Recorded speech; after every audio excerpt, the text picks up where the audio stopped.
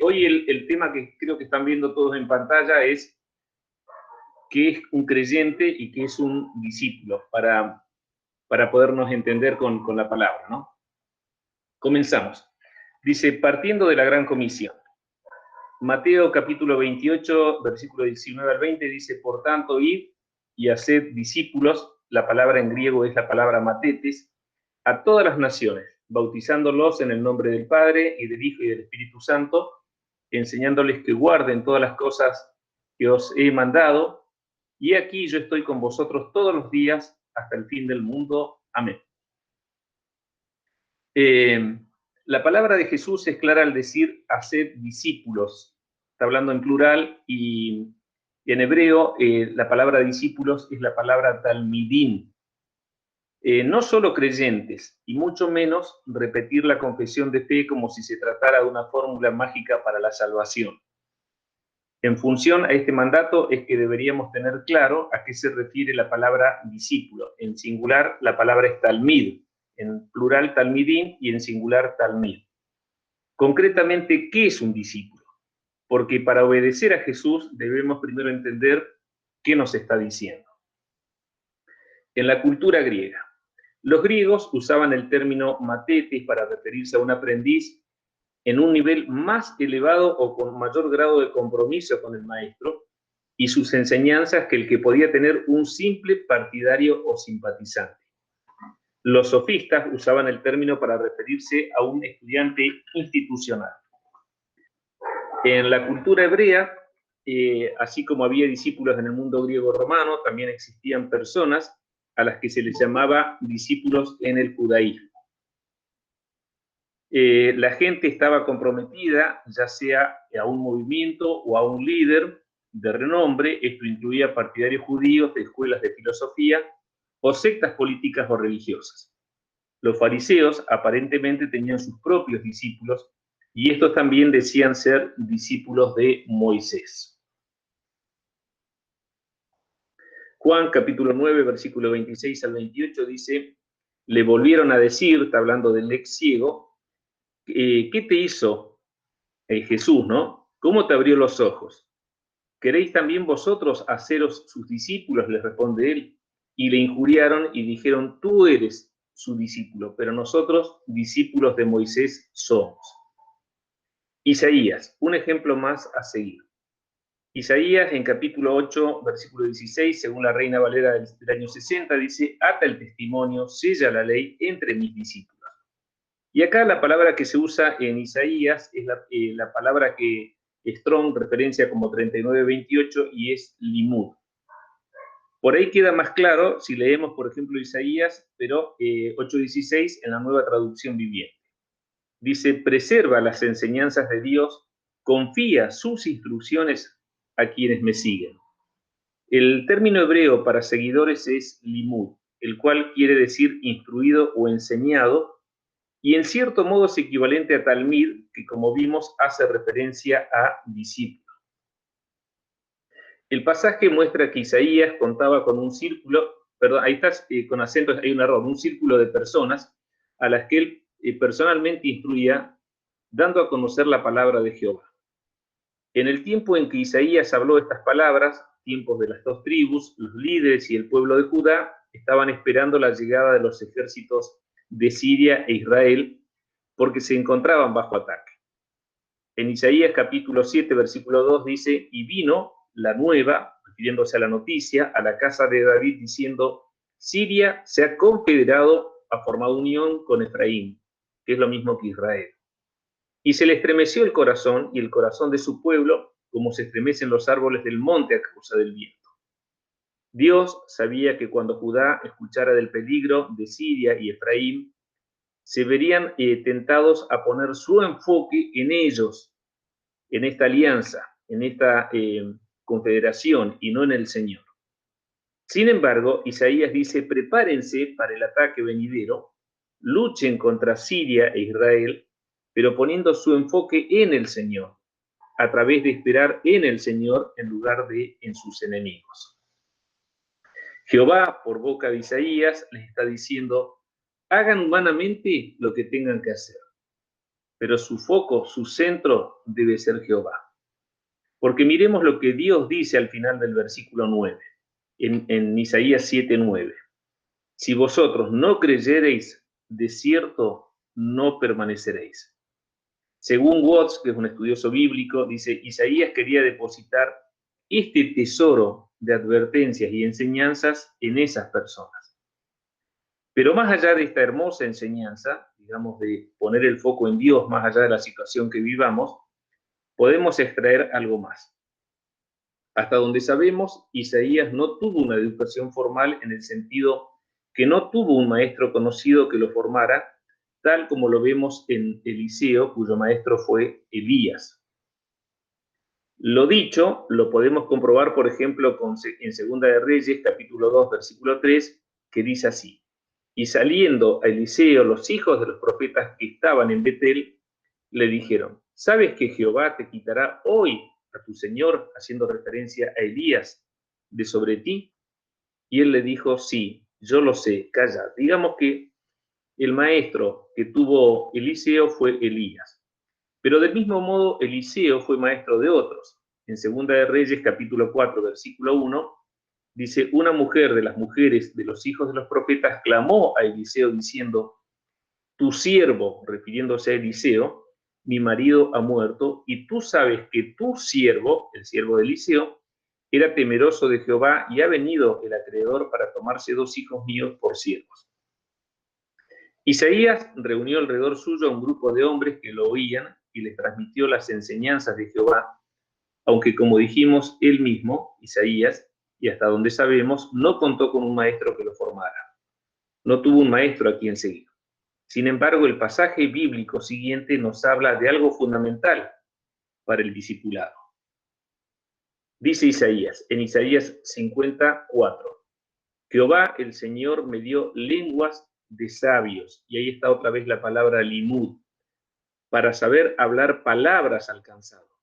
Despertará Jehová mañana tras mañana, despertará mi oído para que yo oiga como los sabios. Pero es interesante ahí ver cómo dice para que yo oiga, y en el texto antiguo dice que para que yo oiga como los limud, para que oiga como un limud, como un seguidor. Es decir, es el mismo Dios quien despierta a Isaías cada mañana y le da habilidad para escuchar y aprender. De esta manera, Isaías aparece sin maestro terrenal, pero es como un discípulo de Dios. No es un talmid en el sentido estricto de la palabra, porque el talmid era un discípulo con un maestro, pero Isaías es un limud.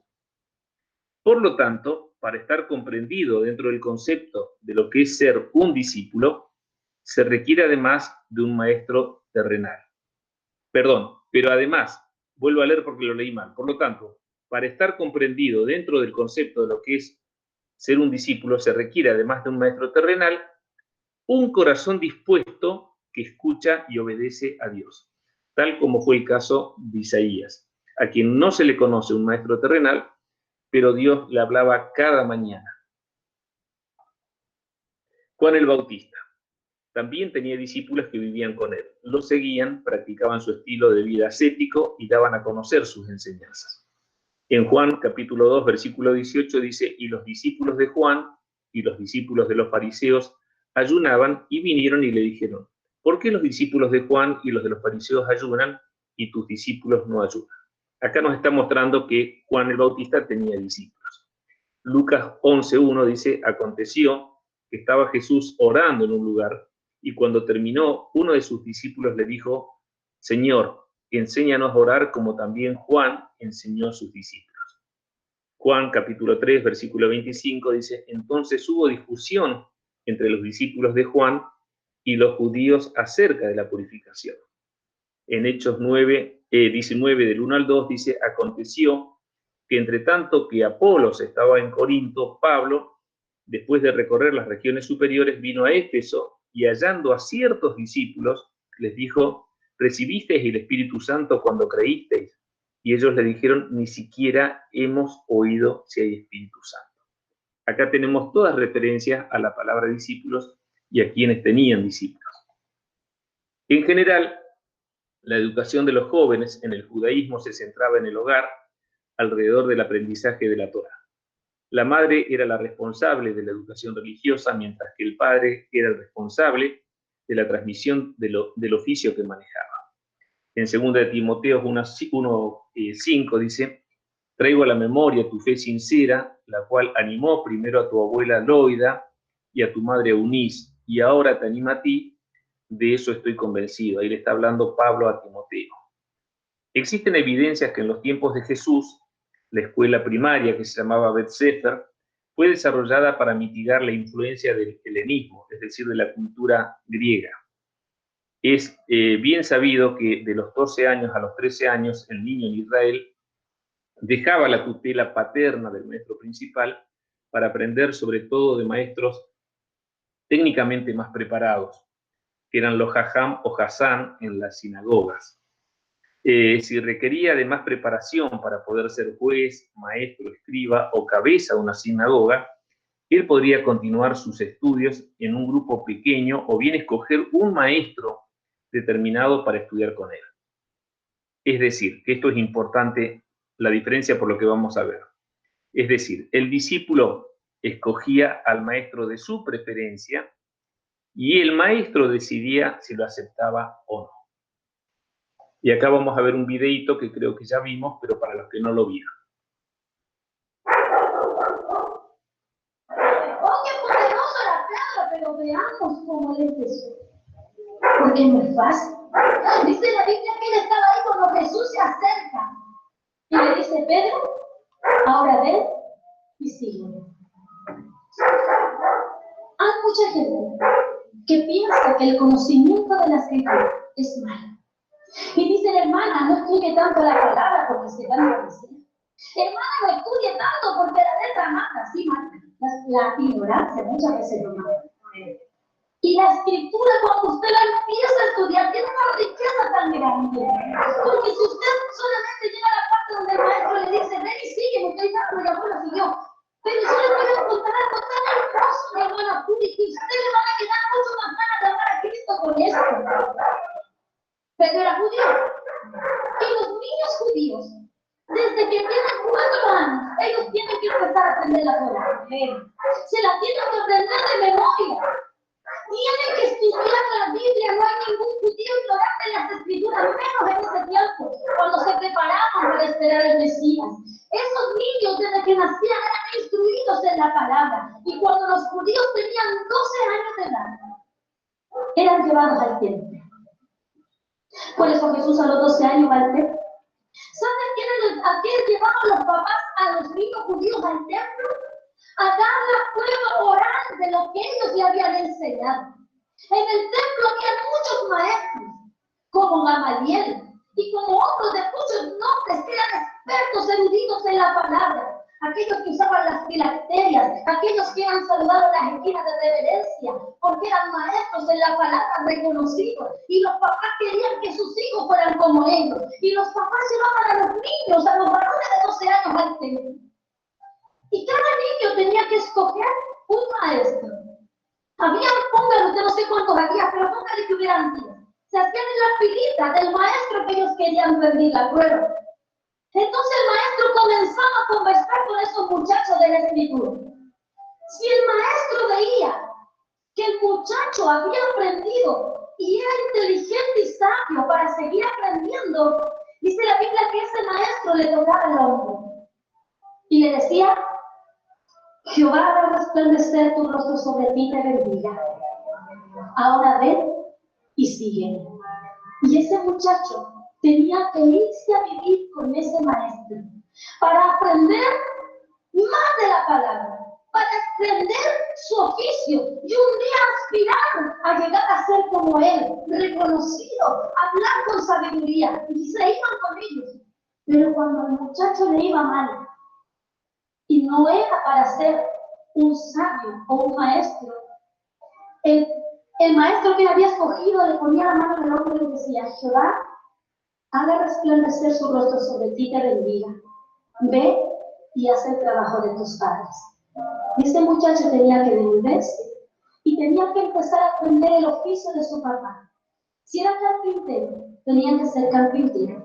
Por eso le decían Jesús el hijo de Si era pescador, su hijo tenía que aprender el oficio de pescador. Si era orfebre, y así sucesivamente. ¿Qué quiere decir esto, mi hermana amada? Que cuando Cristo encuentra a Pedro, Pedro había sido desechado por los demás maestros. De seguro el para la prueba, como era medio duro de cabeza, tal vez cabezón, nos aprendió el Salmo 23 de memoria. Le dijeron, ¿sabes qué, Pedro? Te bendeció. Ve y haz el trabajo de tu padre. Y ahí vemos a Pedro, ahí está él, el desechado, el que tuvo que aprender el oficio de su papá. Un día aparece un maestro que le dice, sí tú, ve. Y sí, no necesito dar prueba. Aleluya. No necesito tener cuña ni querellas. Cristo no es como los demás maestros. Él le dijo, ven y sígueme. Y siguió este maestro para ser como él. Empezó a verlo sanar los enfermos, empezó a verlo multiplicar el pan. ¿Y cuándo creen que cuando uno comienza a ver entonces a Dios, uno comienza entonces a crecer en la fe? Por eso es tan importante que nosotros vayamos y contamos lo que Cristo ha hecho. Si Dios te ha bendecido y tú eres una hermana pobre, tú tienes que ir y decir, hermana, yo fui pobre más que una rata. Y mira, ahora yo soy una princesa porque Cristo me bendijo. Si Dios te ha sanado, manda a un hospital, manda a ver a alguna hermana, pon tu mano, atrévete. La palabra dice que ellos pondrán las manos y sanarán. ¿Cómo sabe usted si va a sanar o no si nunca ha orado por nadie?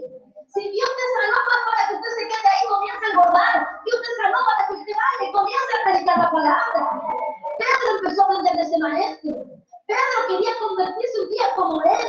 Pedro empezó a vivir con él experiencias extraordinarias. Dios como le sacó un estatero de la boca al pez. Empezó a ver tremendos milagros. Empezó a tener momentos de fe. Pero también muchas veces les falló su temperamento. Porque es impulsivo. Y es un caminar. Porque la gente piensa que porque usted viene a la iglesia no se va a equivocar. ¿Acaso cuántas veces usted ha dicho su propio hijo, y eso que vaya a la iglesia y me esté retando? Mira, hermanita, amaneció con el diablo encima. Porque la gente piensa que nosotros somos santos y los andamos todo el día a la planta de la filacteria. Usted y yo nos equivocamos a diario cuando dice la fe, pero no nos revolcamos del cielo. Nos ponemos de pie, nos paramos, podemos pegarnos más de la cuenta. Y hemos andado hablando, moviendo la boca, no, porque para eso somos expertas, yo también. A punto de las primeras. Ves que te libro de pecado que me tiré la primera silla. Pero no hemos hablado más de la cuenta. Usted y yo no podemos pecar así nomás, porque viene el Espíritu Santo que lo que hace es redarguir y te sientes pecadora. Y vas para adentro y dices, ay Señor, no debería haber hablado eso de mi hermana. Sujeta mi lengua, Señor. A veces nos dura poco, a veces nos dura un poco más, pero no podemos hacerlo las letras. Esto es un caminar. Dice la Biblia que seremos perfeccionados hasta el día de Jesucristo. Falta mucho proceso de usted y el mío que frustre. Porque algunos quieren tirar la esponja, porque nosotros como la hermana Puri, como el pastor, como el hermano Cristian, y quieren tirar la esponja, no se frustre. Dios está trabajando. Déjese un cartel que diga, obra en construcción. Todavía estoy en proceso de construcción. Y seré terminada hasta el día de Jesucristo. Bueno, vieron que lo importante en esto que quería resaltar, que la hermana lo explica muy bien, es que era costumbre en el antiguo Israel que los alumnos elegían a sus discípulos. A sus maestros, y el maestro evaluaba si esa persona iba a ser o no su discípulo. Pero el alumno elegía a su maestro. Esto ténganlo en cuenta por lo que sigue. El discipulado como llamado a un compromiso personal con Jesús. Marcos capítulo 3, versículos 13 al 15 dice, después Jesús subió al monte y llamó así a los que él quiso, y vinieron a él. Y estableció a los 12 para que estuviesen con él y para enviarlos a predicar, y que tuviesen autoridad para sanar enfermedades y para echar fuera demonios. Al principio de su ministerio fue Jesús quien llamó a 12 hombres a estar con él y a seguirle. Es decir, fue Jesús quien los llamó a ser sus discípulos. Todo lo contrario a la costumbre que se manejaba en Israel, a la forma que tenían en su educación. Aunque literalmente hoy en día no podemos caminar con Él, sin embargo, hemos sido llamados por Él y de igual manera caminar con el Espíritu Santo en el camino del discipulado. Pero no debemos confundirnos porque el corazón del llamado de Cristo es estar con Él y que le conozcamos íntimamente. Primera de Corintios 1:9 dice, fiel es Dios por el cual fuisteis llamados a la comunión con su Hijo Jesucristo nuestro Señor. Fiel es Dios por el cual fuisteis llamados a la comunión con su Hijo Jesucristo nuestro Señor. El apóstol Pablo es un ejemplo de un joven judío que dejó su hogar en Tarso para estudiar bajo la autoridad de Gamaliel, un famoso rabino en Jerusalén. Hechos 5:34 dice, entonces, levantándose en el concilio, un fariseo llamado Gamaliel, doctor de la ley, venerado de todo el pueblo, mandó que sacasen fuera por un momento a los apóstoles. Ahí tenemos una referencia al maestro de Pablo. Hechos 22:3 dice, yo de cierto soy judío, nacido en Tarso, de Cilicia, pero criado en esta ciudad, instruido a los pies de Gamaliel, estrictamente conforme a la ley de nuestros padres, celoso de Dios, como hoy lo sois todos vosotros. Habían dos grandes escuelas rabínicas en aquel tiempo, que era la de Gilel y la de Gamaliel. Existe evidencia que el discipulado personal se manejaba entre los griegos y judíos. En estos casos, discipulado significaba algo más que solo transmisión de información. También se refería a imitar la vida del maestro, inculcando sus valores y reproduciendo sus enseñanzas. Para el joven judío de más de 13 años, esto significaba ir a estudiar con un maestro de la Torá reconocido, imitando su vida y fe, y enfocarse en dominar la ley mosaica, como así también la interpretación de la misma. Los discípulos de Jesús fueron llamados con la palabra sígueme, queriendo decir, hazte como yo. Ellos no tuvieron que estudiar, sino tuvieron que tratar de vivir la vida que les estaba proponiendo Cristo. Segunda de Timoteo 2:15 dice, procura con diligencia presentarte a Dios aprobado, como obrero que no tiene de qué avergonzarse. Esto significa que tenían que convertirse como Dios, ser como Jesús. Las escuelas rabínicas producían escolares, pero la mayoría fallaban en producir escolares santos. Por eso, la mayoría se convirtieron en los más grandes enemigos de Jesús. Es más, lo mataron.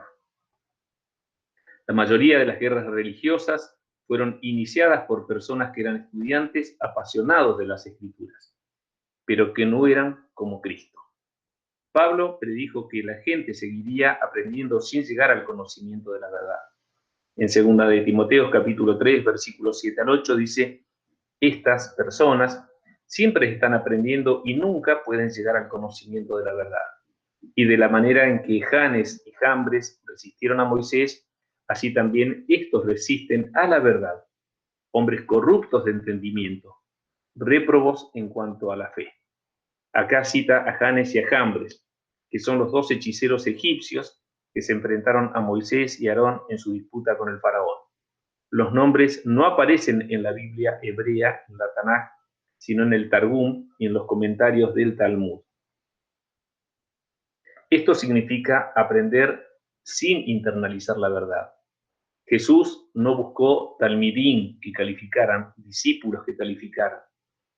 Él buscó a personas que sabían que no tenían las calificaciones correctas, pero tenían corazones dispuestos al cambio. Primera de Samuel 16:7 dice, porque Jehová no mira lo que mira el hombre, pues el hombre mira lo que está delante de sus ojos, pero Jehová mira el corazón. Él buscó a los ignorantes para asombrar a los sabios, a los débiles, a los cualquiera para quitarles el orgullo a los fuertes, para que nadie se gloríe en su presencia. Por esto, Jesús molestó el sistema educacional rabínico y también su manera tradicional de reclutamiento. Usualmente el talmidín escogía a un rabino, pero Jesús no dejó una decisión tan importante a mentes inmaduras. Él, el mismo Jesús, escogió a sus talmidín. Juan 15:16 dice, no me escogisteis a mí, sino que yo os escogí a vosotros. Por eso Pedro caminó sobre el agua. Su maestro lo estaba haciendo, por lo tanto sabía que si Jesús, su maestro, por el conocimiento que tenía de él, se lo pedía, él también estaría en condiciones de hacerlo. Jesús no le pediría a Pedro algo que éste no estuviera en condiciones de hacer. Por eso Pedro caminó sobre el agua. Y se hundió, porque se centró en las circunstancias, que por cierto eran intimidantes. Estaba en el medio del mar durante la cuarta vigilia de la noche, es decir, en el intervalo que va de las 4 a las 6 de la mañana, y con vientos adversos. La fe de Pedro en su maestro fue enorme. La meta. Lucas 6:40. El discípulo dice, no es superior a su maestro, mas todo el que fuere perfeccionado será como su maestro. La meta es caminar con él y en este andar gozarnos de su presencia, aprendiendo de él, creciendo en conocimiento de Dios y en santidad para ser cada día más parecidos a Jesús. Entonces, Jesús nos ha llamado a su lado no solo para trabajar. Su llamado, y no debemos equivocarnos, es un llamado de Dios y no de hombre, es primeramente un llamado a conocerle. Eso es lo más importante. Mateo 4:19 dice, y les dijo, venid en pos de mí y os haré pescadores de hombres.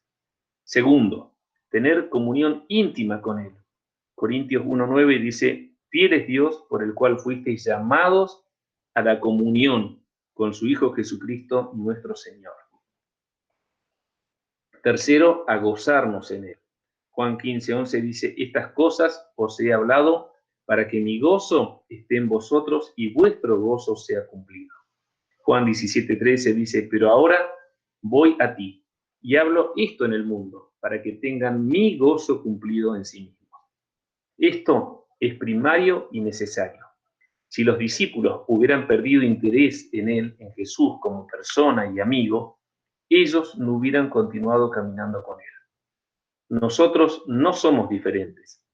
Está dentro del contexto de profundizar la intimidad con él el mandato a ser cada día más como él.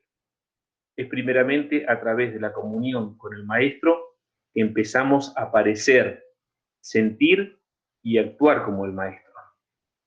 Segunda de Corintios 3:18 dice, así que todos nosotros, a quienes nos ha sido quitado el velo, podemos ver y reflejar la gloria del Señor.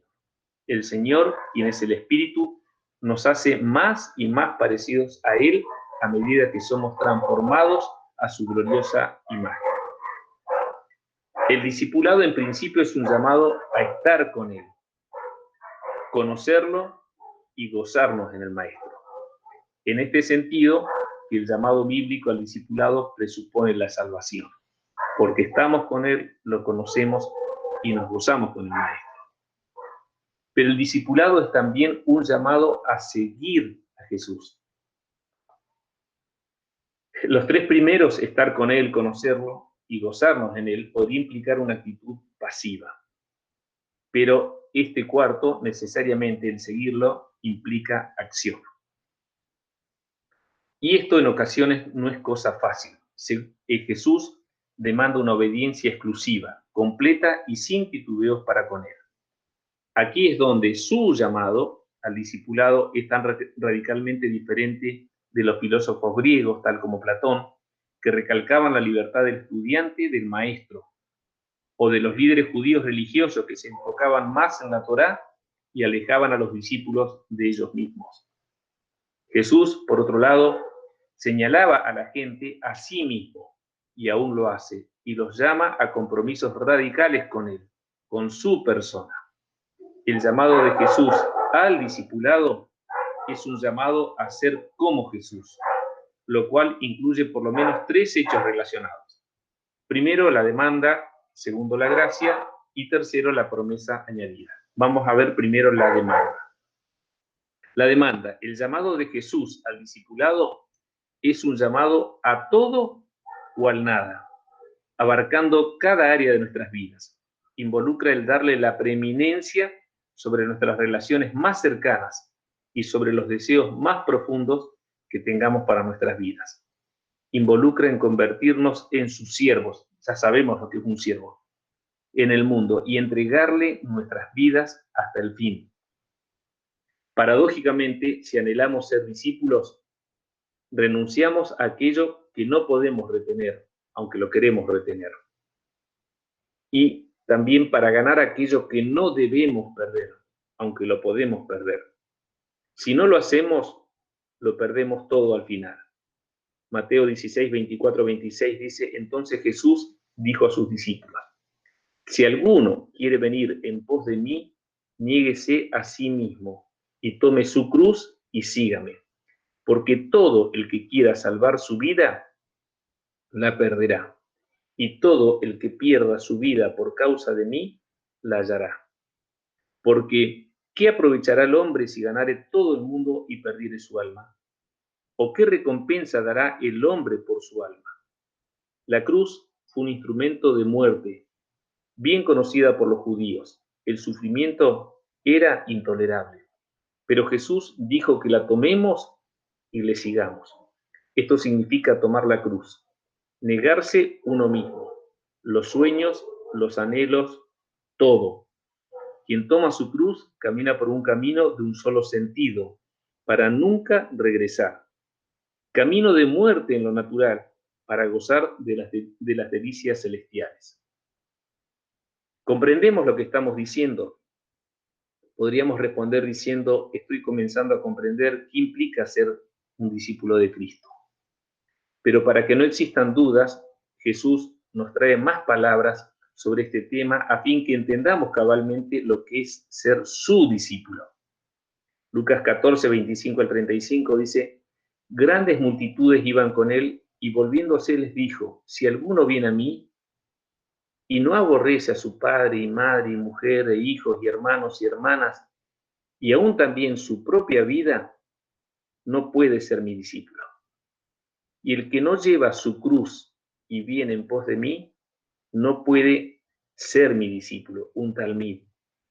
Porque ¿quién de vosotros, queriendo edificar una torre, no se sienta primero y calcula los gastos, a ver si tiene lo que necesita para acabarla? No sea que después que haya puesto el cimiento y no pueda acabarla, todos los que lo vean comiencen a hacer burla de él, diciendo, este hombre comenzó a edificar y no pudo acabar. ¿O qué rey, al marchar a la guerra contra otro rey, no se sienta primero y considera si puede hacer frente con 10.000 al que viene contra él con 20.000? Y si no puede, cuando el otro está todavía lejos, le envía una embajada y le pide condiciones de paz. Así pues, cualquiera de vosotros que no renuncia a todo lo que posee no puede ser mi discípulo. Buena es la sal, mas si la sal se hiciera insípida, ¿con qué se sazonará? Ni para la tierra ni para el muladar es útil, la arrojan fuera. El que tiene oídos para oír, oiga, dice Jesús. Segundo, la gracia. La demanda del llamado de Jesús al discipulado es imposible para un ser humano sin ayuda para lograrlo. Por eso hablamos de llamamiento de Dios y no de hombre. Tenemos que tener recursos para lograr este estilo de vida. Esos recursos vienen directamente de parte de Cristo y se nos prometieron a nosotros, si permanecemos en Él. Ese es el punto de la enseñanza de Jesús en Juan 15, 13 al 16. Nadie tiene mayor amor que este, que uno ponga su vida por sus amigos. Vosotros sois mis amigos, si hacéis lo que yo os mando. Ya no os llamaré siervo, porque el siervo no sabe lo que hace su Señor. Pero he llamado amigos, porque todas las cosas que oí de mi Padre os las he dado a conocer. No me elegisteis vosotros a mí, sino que yo os elegí a vosotros, y os he puesto para que vayáis y llevéis fruto, y vuestro fruto permanezca, para que todo lo que pidiereis al Padre en mi nombre, Él os lo dé. Él les dijo a sus discípulos que, aunque estaba partiendo del mundo, no obstante, Él continuaría su vida y ministerio a través de ellos, de sus elegidos. Juan 14, 26 dice, mas el Consolador, El Espíritu Santo, a quien el Padre enviará en mi nombre, Él os enseñará todas las cosas y os recordará todo lo que yo, Jesucristo, os he dicho. Juan 15:26 dice, pero cuando venga el Consolador, a quien yo os enviaré del Padre, el Espíritu de verdad, el cual procede del Padre, Él dará testimonio acerca de mí. Juan 16, 13, 14 dice, pero cuando venga el Espíritu de verdad, Él os guiará a toda verdad, porque no hablará por su propia cuenta, sino que hablará todo lo que oyere y os hará saber las cosas que habrán de venir. Él me glorificará porque tomará de lo mío y os lo hará saber. Sabemos que la vida de Jesús continuó a través de sus discípulos en la persona de su Espíritu Santo. Romanos 8:9 dice, mas vosotros no vivís según la carne, sino según el Espíritu, si es que el Espíritu de Dios mora en vosotros. 1 Corintios 3:16 dice, ¿no sabéis que sois templos de Dios y que el Espíritu de Dios mora en vosotros?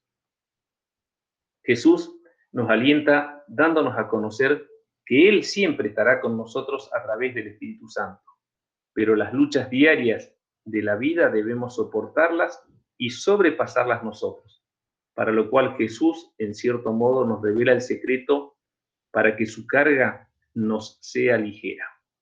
Juan 15, versículos 5 al 8 dice, yo soy la vid, vosotros los pámpanos, el que permanece en mí y yo en él, éste lleva mucho fruto, porque separados de mí nada podéis hacer.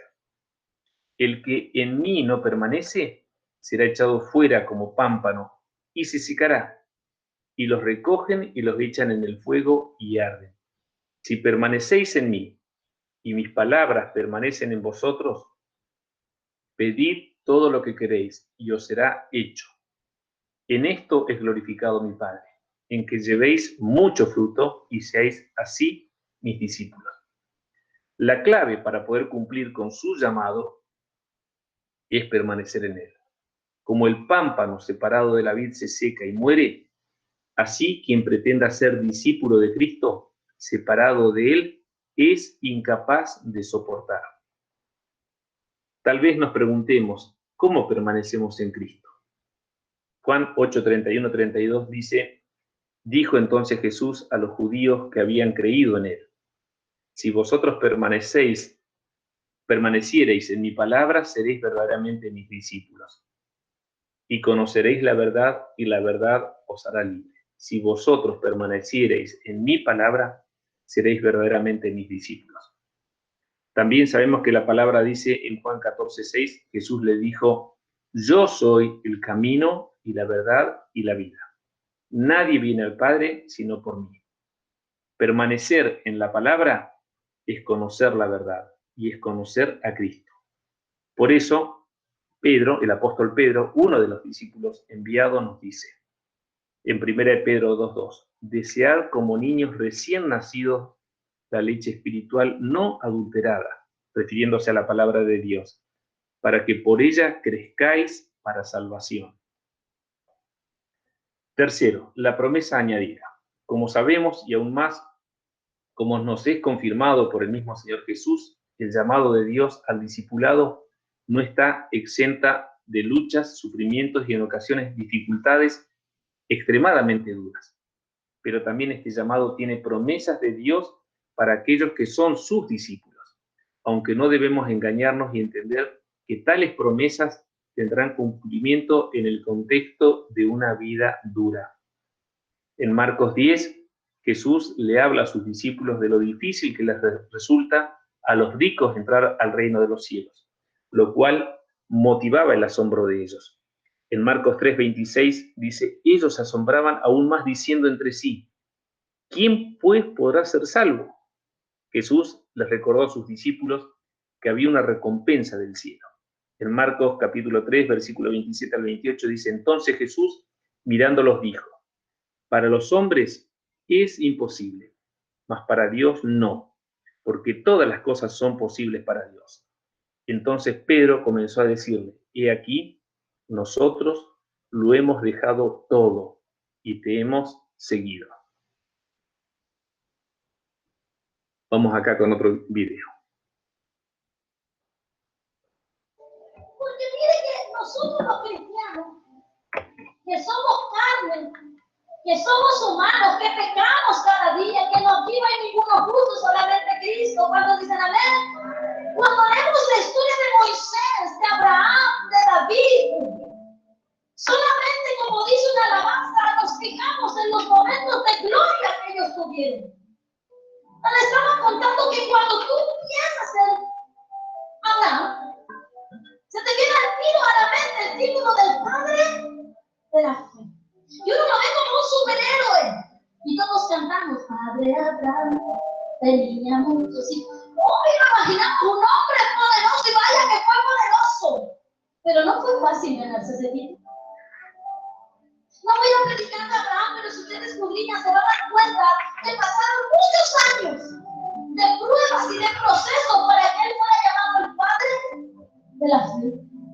Que cuando Dios le dice, sal de tu tierra, de la mano de uno de los caldeos, a la tierra que yo te mostraré, a él le costó años tomar esa decisión.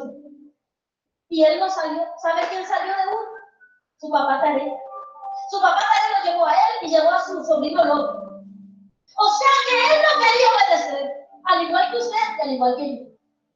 Cuando se fue por fin y su papá murió porque tuvo que Dios quitarle a su papá. Porque cuando, aquí me están escuchando, ¿verdad? Porque cuando Dios te manda a hacer algo para su obra, si tú comienzas a poner obstáculos, entonces el Señor es especialista en sacar los obstáculos.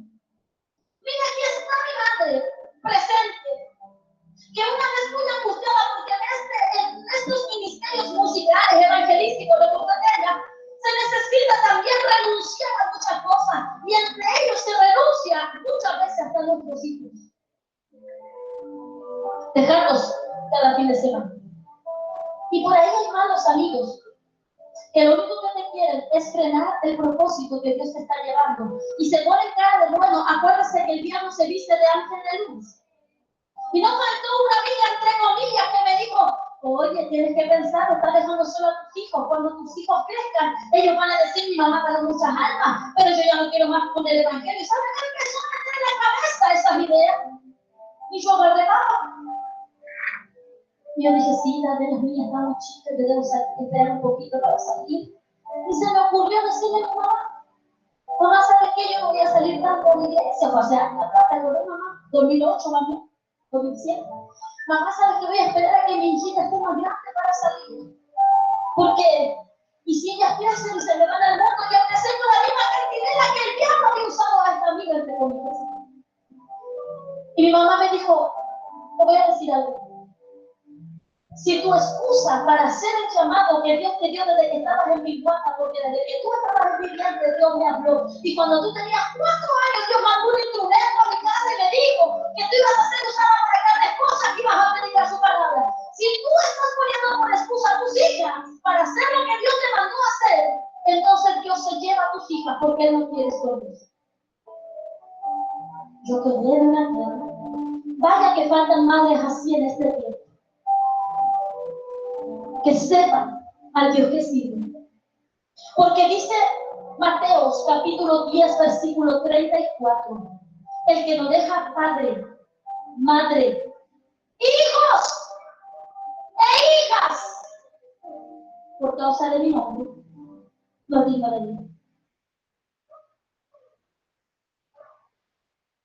Impactante, ¿no? Lo que es ser discípulo. Jesús no reprendió a Pedro por su pregunta, sino que hace una declaración solemne.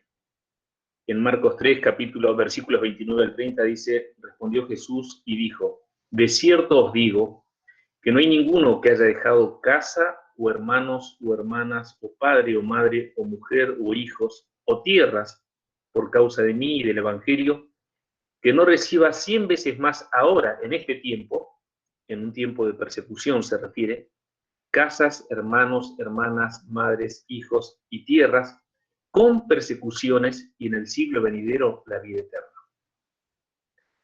Jesús dirigió su respuesta a una promesa de 3 lazos. Primero, hablaba del tiempo de persecución. Segundo, decía que recibirán 100 veces más de lo que se haya perdido. En la nueva comunidad de fe, donde se hayan refugiado los creyentes perseguidos, pero note que inicialmente implica pérdida, dolor y soledad. Queda atrás la vida cómoda que teníamos a causa de nuestra fe.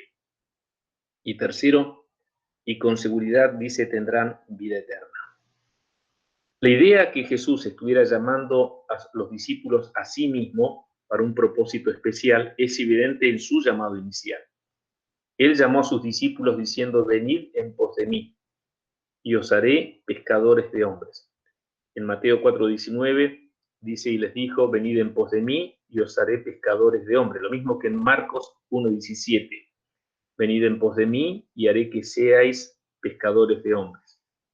Este llamamiento inicial a convertirse en discípulos cambia cuando el Cristo resucitado está frente a ellos en Mateo 28:18 al 20.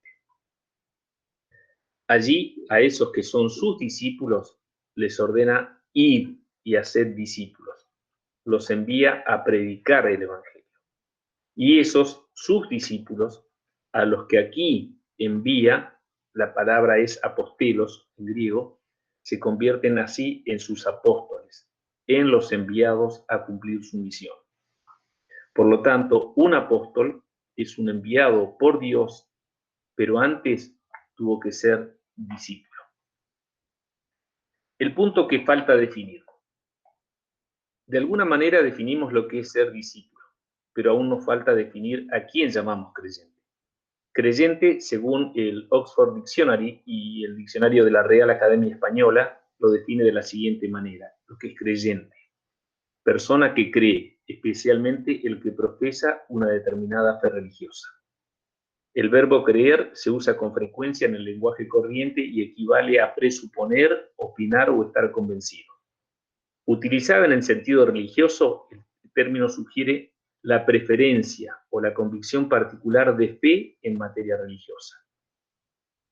Múltiples son las creencias. Se distinguen según los principales elementos de su contenido. Por lo tanto, es creyente el que adhiere o acepta los principales elementos del contenido de una determinada creencia. Acá ya terminamos. Así encontramos un hindú, maometano, judío, sintoísta, budista, satanista, cristiano, etc.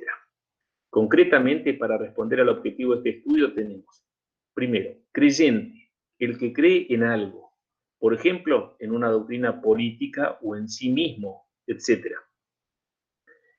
Creyente en una deidad, como ya vimos, puede ser hindú, judío, cristiano, etc. Y ahora hablamos de lo que nos interesa a nosotros del creyente cristiano, el que adhiere a los principales puntos de la fe cristiana. Pero aquí debemos hacer una diferenciación.